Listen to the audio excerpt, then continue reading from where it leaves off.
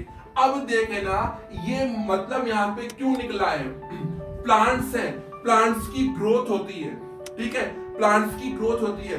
पहले आपने जो बीज है वो बोया, ठीक है, आप उसको पानी दे रहे हो, उसमें आप खाद डाल रहे हो, तो नया पौधा उगेगा, वो नया पौधा उगेगा तो दिनों दिन ग्रोथ भी करेगा, ठीक है, फोटोसिंथेसिस के प्रोसेस से अपना फूड भी बनाएगा, आप उसको डेली की डेली पानी दे रहे हो, खाद डाल रहे हो, उसकी ग्रोथ होगी, ग्रोथ होगी तो उसकी जो है लेंथ वो बढ़ती जाएगी, लेंथ के साथ में विड्थ भी बढ़ेगी, उसकी लेंथ भी बढ़ेगी तो उसकी विड्थ भी बढ़ेगी। ये सब बढ़ने के साथ साथ में जो टिश्यू होते हैं इनमें क्या होती है, ग्रोथ होती है, और वो किसके थ्रू होती है, सेल डिवीजन के थ्रू होती है, ठीक है, सेल डिवीजन के थ्रू होती है।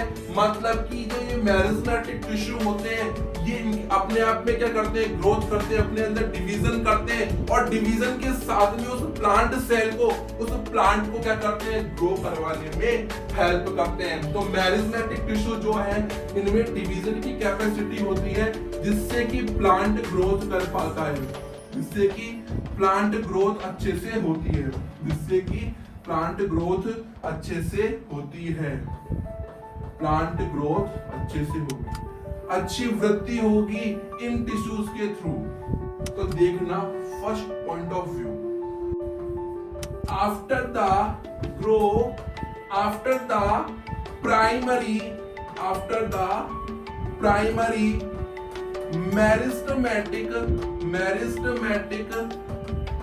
टिश्यू, मेरिस्टेमेटिक टिश्यू की ऐसे ऊतक जो कि प्राथमिक विभोजोतक ऊतक के बाद में ग्रो करते हैं, उसके बाद में दिखते हैं, उनको बोलते हैं सेकेंडरी मेरिस्टेमेटिक टिश्यू। ये आपकी एग्जाम का क्वेश्चन है, ठीक। दूसरा क्वेश्चन क्या होगा कि आखिरकार सेकेंडरी मेरिस्टेमेटिक टिश्यू करते क्या है। तो बेटा देखना, secondary meristematic tissue increase the width of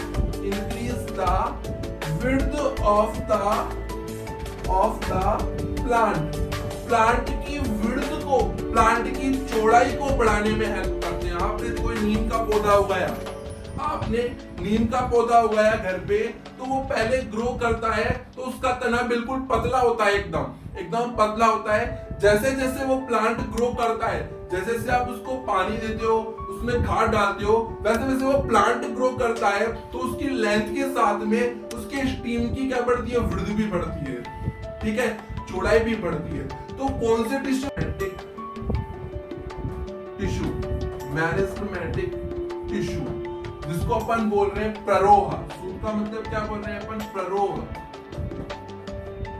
प्ररोह शीर्षस्थ विभोजोतक ऊतक, जिसकी सिचुएशन इस पोजीशन पे होगी।